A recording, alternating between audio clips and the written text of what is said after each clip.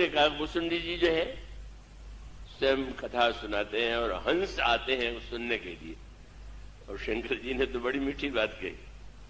उन्होंने कहा तुमसे जब मेरा वियोग हो गया तो मैं चारों ओर भ्रमण के लिए जा रहा था और जाके सुमेरु पर्वत पर मैंने दृश्य जब देखा कि हंस सुन रहे हैं और कौवा बोल रहा है, तो पार्वती जी ने कहा आपको देख करके तो भुसुंडी जी आप तो उनके गुरु के भी गुरु है, खड़े हो गए होंगे। बोले मैं ऐसी भूल थोड़ी किया मैंने, मैं तो तुरंत स्वयं भी मैंने अपने को हंस बना लिया और हंसों में जाके बैठ गया। और तब कछु काल मराल तनु धरि तह कीन निवास सुनो सकल रघुपति चरित पुण्य आयो कैलाश। भगवान शंकर ने सोचा अब हंस कौवा सुना रहा है, हंस बन करके तो मैं भी सुनाता रहता हूं, पर आज कौवा कैसे सुनाता है अभी तो सुनूं। और लगा कि अरे कौवे ने तो बड़े अनोखे ढंग से उसी भगवान की कथा को ऐसा प्रस्तुत किया कि शंकर जी पूरे दिन सुनते रहे और सुन करके चुपचाप चले आए।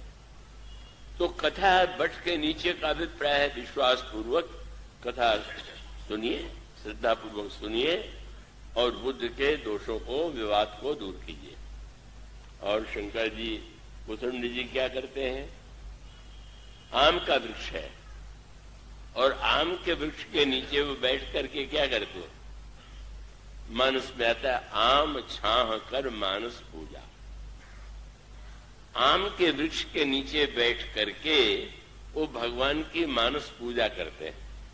तो ये आप लोगों में से जो लोग उपासना आदि के अभ्यस्त हैं वो थोड़ा सा उपासना माने मन में ध्यान किया, भगवान को हम स्नान करा रहे हैं, भगवान को वस्त्र पहना रहे हैं, भगवान को माला पहना रहे हैं, भगवान को भोग लगा रहे हैं, इस प्रकार से मानस पूजा।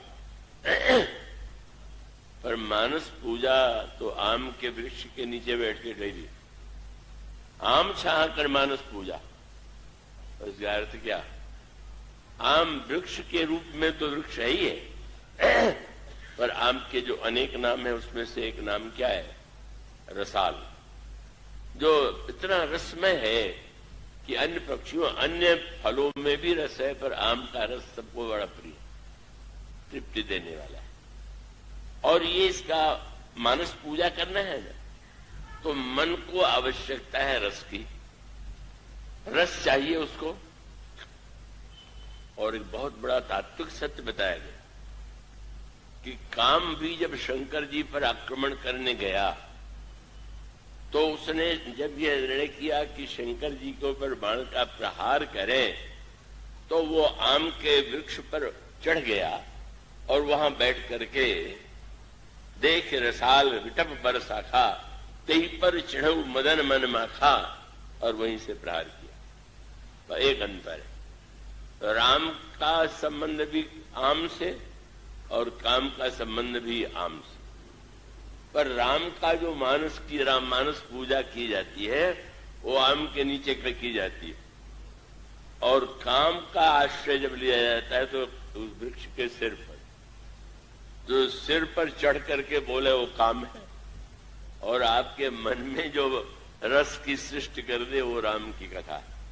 अंत में काम ही बनता है तो रस के लिए ही तो बनता है। तो ऐसी स्थिति में रस में आप ध्यान कीजिए, तो केवल ये नहीं कि एक यंत्र की तरह ये भी पूजा करना है। आप जब मन का उपयोग ऐसा करें कि आपके रस की प्यास, और संसार में मन की प्यास में और भगवान की मानस पूजा में बहुत बड़ा अंतर है। संसार में आपको रस लेने के व्यक्ति चाहिए, वस्तु चाहिए, ये सब चाहिए, पर भगवान की मानस पूजा का अर्थ है कोई वस्तु नहीं, जहां पर चंदन भी मन का, माला भी मन की, सारा भोग भी मन का, इससे अधिक सरल क्या होगा। संसार वाले वस्तु चाहते हैं, भगवान मन चाहते हैं, और ये तो बड़ी सुविधा है। संसार वालों को जो आप दीजिए वस्तु और भगवान को मन दे दीजिए। और उसका अभिप्राय है, उसका तात्विक अभिप्राय है, बीज का पृथ्वी पर डालना ये सकामता है और बीज को आहुति के रूप में देखना, ये निष्कामता है। क्योंकि भगवान कहते हैं यज्ञ से वर्षा होती है और यज्ञ वर्षा के द्वारा हम यज्ञ करें, और उसका अर्थ है कि अपने खेत में डालेंगे तो अपने लिए बीज डालेंगे और वर्षा होगी तो सबके लिए। और ये अहंकार को, ये सारी आहुति के बाद सबसे श्रेष्ठ आहुति क्या? पहले आपने अन्न डाल करके ममता की आहुति दी। आप लोग वैदिक विद्वानों से आपने मंत्रोच्चार सुना हो तो उसमें नाना प्रकार की, लोहे का नाम, चांदी का नाम, सोने का, हीरे का, गेहूं का, चावल का, तिल का नाम लेते हैं और सबके साथ यज्ञ ये शब्द जोड़ देते हैं, यज्ञ न कल्पनताम, ये यज्ञ के रूप में वर्णित हो जाए। तो इसका अभिप्राय जिन जिन वस्तुओं से ममता है, आप जब उसको ममता की आहुति दे देते हैं तो मानो आपने आहुति ममता की दे दिया, पहला काम। पर ममता की आहुति के बाद ये आहुति सबसे कठिन और वो अहम की आहुति, मैं की आहुति। अब आपके मन में ये मेरा है ये बात तो आती है, पर जो मेरा छोड़ चुके हैं उनको ध्यान आता है मैंने इतना छोड़ा। तो इसका अभिप्राय कि अंतिम आहुति है अभिमान की आहुति। और उस यज्ञ की जप क्या है? भगवान गीता में कहते हैं यज्ञ नाम जप यज्ञोस, यज्ञों में जप यज्ञ में। और वसुंधरा जी क्या करते हैं? पी पर तर तर ध्यान सुधरी और जाप यज्ञ पाकर तर करई। वो पाकरी वृक्ष के नीचे बैठ करके जप यज्ञ करते हैं। और इसका अभिप्राय कि यज्ञ में नाम नाम नाम, संसार में व्यक्ति अपने नाम के लिए बेचैन है। रूप न सही तो नाम रहे, पत्थर पर नाम रहे, वस्तु में नाम रहे, नाम के पीछे पागल। पर जब निरंतर भगवान के नाम की बात आ गई तो अहंकार जो है, परशुराम जी महाराज ने कह दिया कि तुम अपना राम नाम छोड़ दो, क्योंकि नाम को उन्होंने इतना महत्व दिया। लड़ो या तो नाम छोड़ो। और भगवान राम ने कहा महाराज नाम तो छोटा होता है, राम मात्र लघु नाम हमारा, परस सहित बड़े नाम तुम्हारा। और इसका अभिप्राय है कि अहम को पूरी तरह से वह उस ज्ञान की अग्नि में जब आप आहुति के रूप में जप करेंगे, यज्ञ के रूप में, तो आपका अहम भस्म हो जाएगा। भगवान का यह दिव्य रूप होगा मानस पूजा। और फिर आप जाप यज्ञ पाकर तर करई का अभिप्राय यह है कि आप जब पाकर वृक्ष को जहां भी आप देखेंगे बड़ा सघन होता है, तो जब कीजिए तो इतना सघन कि उसमें संसार का ताप जो है वो भीतर प्रविष्ट न हो, उसकी ओर ध्यान न जाए। इस तरह से हम अहम की आहुति जप यज्ञ में दें। और फिर वो मन की दूसरी समस्या का, एक दूसरे पक्ष का जो मनुष्य के संस्कार को मिटाने वाला है, वो क्या है? बोले पीपर तरुतर ध्यान सुधरी। ये मानस पूजा अलग है और ध्यान अलग है।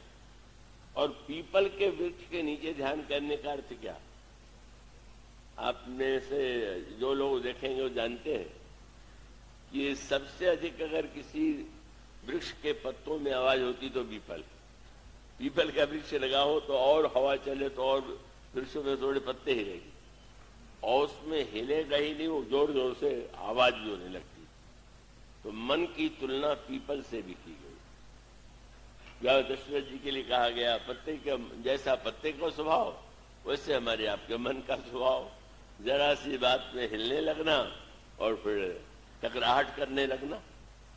तो उसके लिए अगर आप ऊपर देखेंगे, पत्ते की ओर देखेंगे तो मन चंचल रहेगा, पर आपका ध्यान अगर इस ओर चला जाए कि ऊपर के पत्ते हिल रहे हैं, आवाज कर रहे हैं, पर जो इनके नीचे वाला मूल है वो न हिल रहा है न आवाज कर रहा है। जब आप संसार वृक्ष को देखेंगे तो आप मन अशांत होगा और उसके मूल की ओर जो आपकी दृष्टि जाएगी, अव्यक्त मूल मनादितर चार निगमागम भने सटकंद शाखा पंचबीस अनेक पर्ण सुमन घरे। मानो इस साधना का अभिप्राय है हमारे मन में रस का संचार हो, हम घटनाओं में तत्काल विचलित न हो जाया करें, बुद्धि के द्वारा हम श्रवण करके अपने बुद्धि को शुद्ध बनावें, उसको संवाद के रूप में और अहंकार के रूप में हम अपने नाम के स्थान पर भगवान के नाम में अपने आप को यदि समाहित कर दें, उसमें डाल दें, एकाकार कर दें, अपना नाम भूल जाए और प्रभु का नाम ही याद रहे। हनुमान जी रावण की सभा में गए तो रावण ने पूछा कि बंदर तू अपना परिचय तू दे। अंगद से पूछा और हनुमान जी से पूछा, दोनों में क्या अंतर है? अंगद जी से पूछा, बता बंदर तेरा क्या नाम? उन्होंने कहा अंगद, मेरा नाम अंगद। और रावण पर व्यंग करते हुए कहा, अंगद नाम बालिकर बेटा। मैं अंगद नहीं हूं, बालिका बेटा हूं। तासो कवु भई भी है बेटा। हमारे पिता बाली थे, कभी आपकी भेंट हुई? रावण को बगल में दबाया था तो याद दिला दिया। और हनुमान जी का पूरा प्रसंग पूछे। हनुमान जी से रावण ने पूछा, कह स्कंद कौन तय कीसा, कही के बल घालिस बन कीसा, कीरो श्रवण सुरस नहीं मोही, देखो अत्य संकट तो ही, मारिस निश्चर कही अपराधा, कहू सठ तो ही ने प्राण की बाधा। अब हनुमान जी का पूरा प्रसंग पढ़ रहा है। हनुमान जी ने प्रारंभ किया सृष्टि के प्रारंभ से। सुन रावण ब्रह्मांड निकाया, पाई जासु बल बिरचत माया, काग जाके बल बिरंच ईसा। रावण तो विद्वान था, बोले मैंने एक छोटा सा प्रश्न किया, तो तुम्हारा नाम क्या है, तुम्हारा परिचय क्या है? ये पुराण लेके बैठ पड़ा। इतना समय मेरे पास कहाँ है कि तुम्हारे आदि पुराण को सुने, कैसे संसार बना, कैसे पालन हुआ, और सब पूरा नाम लेने के बाद विचित्र बात पाएंगे। हनुमान जी ने रावण को अपना नाम नहीं बताया, कितनी बड़ी बात है। यानी आप समझ लें कि अगर वो हनुमान अंगद, ये प्रसंग है, अंगद के आने पर कहीं रावण को हनुमान जी के नाम का पता चला कि रावण को उन्होंने नाम बताया नहीं, वो चले गए। और बाद में सुख सारण को जब दूत बना के रावण ने भेजा और वहां से लौटने के बाद पूछा कि वो वहां के मुख्य बंदर सेनापतियों का नाम बताओ। उनका द्विविद, मयंद, नील, नल, अंगद, गद, विकटास, दधिमुख, केहरी, निसठ, सठ, जामवंत, बलराज, इतने नाम गिना दिए गए। रावण ने कहा तुमने गिनाए तो दिए, वो नगर जलाने वाले का क्या नाम था? वो द्विविद था कि महेंद्र था कि नील था कि नल था? क्या आप जानते क्या हो? गुप्तचर गए भी लौट भी आए, उन्होंने कहा कि महाराज हम बड़ों के नाम का पता लगाए, वो तो सबसे कमजोर बंदर, उसके नाम कब है? जयपुर दहेव हतेव सुत तोरा, सकल कबिन में तई बल थोड़ा। नाम नहीं बताया। और हनुमान जी ने नाम भी बताया तो विभीषण को, और विभीषण को जब बताया तो उन्होंने कहा चलिए आप तो संत हैं, आपके नाम का जब करे तो कहने लगे मेरे नाम का फल भी सुन लो। क्या बोले? प्रात ले जो नाम हमारा, ते दिन ताइले मिले हारा। सवेरे जो मेरा नाम ले ले उसको भोजन दिन भर नहीं मिलेगा। आप डरिएगा नहीं, हनुमान जी को कहने दीजिए, वो तो संत हैं। पर इसका अभिप्राय कथा राम की, नाम राम का, और उन्होंने का रूप अगर देखो वो तो मेरा क्या देखो, मैं तो बंदर हूं। और जिस समय जनक नंदिनी को कथा सुनाई तो माँ ने कहा, अभी धन्यवाद दिया जा रहा था, तो श्री किशोरी जी के हृदय में आया कि अब वक्ता को धन्यवाद तो दें। वक्ता जी तो यहाँ दिखाई दे रहे, वहां तो दिखाई दे रहे नहीं रहे। तरु पल्लव महरा लुकाई, स्वयं छिपे हुए कथा कह गए। और माँ के मुंह से निकला, श्रोणा मृत जही कथा सुहाई, कही सो प्रगट होत किन भाई। इतनी कानों को अमृत देने वाली कथा जिसने सुनाया वो सामने तो आवे, प्रगट तो हो।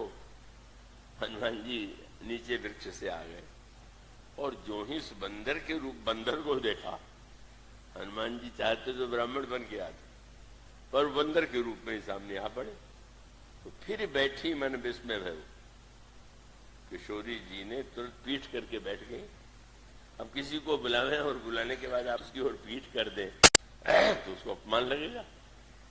पर मां को पीठ करते देख करके हनुमान जी ने गदगद होकर कहा, मां आपने दिखा दिया कि सुंदर तो कथा है, कथावाचक तो बंदर ही है, बंदर को क्या देखना है, सुंदर राम है, उनकी कथा सुंदर, उनका नाम सुंदर और उनका धाम सुंदर। इसलिए घड़ी मुझे बातें कर रही है, नहीं तो शायद और देर तक बात कर सकता फिर कभी। पर उसका अभिप्राय यह है कि हमारा विकास अंतःकरण में तब होगा जब हम नाम रूप लीला और धाम के द्वारा अपने बुद्धि चित्त और अहंकार को भी परिवर्तित करेंगे और उसमें भगवान की भक्त का उदय होगा। जब भैया ने जो प्रसंग चुना वो तो भाई अनुभव रूप, जिनको संसार सपने की तरह दिखाई दे रहा उनके लिए ठीक, पर अभी आप सपने की तरह जब नहीं देख रहे हैं तो बस सोच लीजिए कि बस भगवान का नाम लेना है, थोड़ा उनका नाम लें, उनके रूप का ध्यान कर लें, उनकी कथा सुन लें और इस तरह से हमारा अंतःकरण जो है विकसित। जिसे शंकर जी बोलते हैं तो वो तो भाई उनका क्या कहना है, उमा कहूं मैं अनुभव अपना, सत हरि भजन जगत सब सपना। वो एक तात्विक सत्य है और वो सुंदी जी ये है तो कह देते हैं कि यह श्रुति सिद्धांत अपेल, ये वेदों का सिद्धांत है कि बिनु हरि भजन भवतरि, बिना भजन के कोई व्यक्ति कल्याण नहीं पा सकता।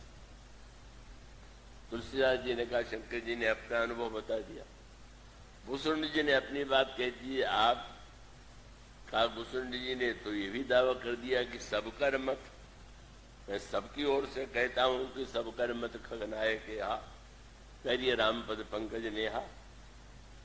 तुलसीदास जी तो अत्यंत नम्र है, उन्होंने कहा मैं क्या करूं, मैं अनुभव के रूप में और शंकर जी की तरह बोलूं तो मेरी दृष्टता होगी, और भूसुंडी के रूप में दावा करूं कि मैं वो कह रहा हूं सबका यही मत है तो भी। और याज्ञवल्क्य जी और भरद्वाज के संवाद में याज्ञवल्क्य तो ऋषि जी है, ये सब कहने और के बाद है, पर आप उन्होंने अंत में ही कहा। और उसमें उन चारों की ओर ही संकेत है, सिया राम स्वरूप अगाध अनूप, बिलोचन मीनन को जल है, और श्रुति राम कथा मुख राम को नाम, ये पुण्य राम ही को थल। मति राम ही सो, गति राम ही सो, रति राम सो राम ही को बल है। लेकिन सबकी न कहो, मैं सबकी ओर से कैसे बोलूं, सबकी न कहो तुलसी के मते, इतने जग जीवन को फल है। बस कथा कान से, जिह्वा से राम का नाम, नेत्र से उनके रूप का ध्यान। तो ऐसी स्थिति में अगर ईश्वर गोस्वामी जी के अनुभव के रूप को हम और आप हृदयंगम कर सके तो निश्चित रूप से हमारा विकास जो है वो बाहर के साथ साथ भीतर भी होगा। और जब हम भीतर से विकसित और बाहर से विकसित होंगे तो सही अर्थों में हम राम राज्य के नागरिक कहलाने के अधिकारी होंगे। अभी तो आप राम राज्य की बात सुनिए, उसको हृदय में थोड़ी देर उसका आनंद लीजिए। अभी तो हम सब बहुत दूर हैं, हमारी सारी वृत्तियां बहिर्मुख हो रही हैं, इसलिए यह योग मिला, सुअवसर मिला। और भगवान शंकर ने जिस तरह से प्रभु के नाम की महिमा बताई, रूप का ध्यान किया, कथा का उन्होंने स्वयं वर्णन किया और उन्होंने हृदय को ही भगवान का धाम बना लिया। जब भगवान को हम हृदय का दशरथ अजर विहारी, साकेत भवन साकेत लोक विहारी, जब दशरथ अजर विहारी बने और दशरथ अजर विहारी जब तुलसी मन मंदिर में विहरे, बस अपने जीवन के इस मंदिर में, इस धाम को आप जब प्रभुमय के रूप में देखेंगे तो आप और हम सब धन्य हो सकेंगे। कथा बहुत कहूं का कथा बढ़ाई, कथा तो अनंत है और उसको समाप्त करना संभव नहीं है। आप सब लोगों ने सचमुच भीड़ का नहीं, आपने श्रोता होने का परिचय दिया और बड़े प्रेम और एकाग्रता से आपने सुना। और हमारे जो परिवार के ही ये सदस्य हैं, इन लोगों के प्रति हार्दिक आशीर्वाद है। आप भी हमारे परिवार के सदस्य हैं, क्योंकि आप और हम सब राम कथा के इस प्रसंग में एक ही तो हैं, एक ही रूप में हैं और वक्ता और श्रोता के रूप में आप सबके प्रति बार बार प्रणाम, आपके प्रति बार बार नमन। बस इन शब्द के साथ जासु नाम भव भेषज हरण घोर त्रैशूल, सो कृपालु मोहि तो ही पर रहु सदा अनुकूल स्या।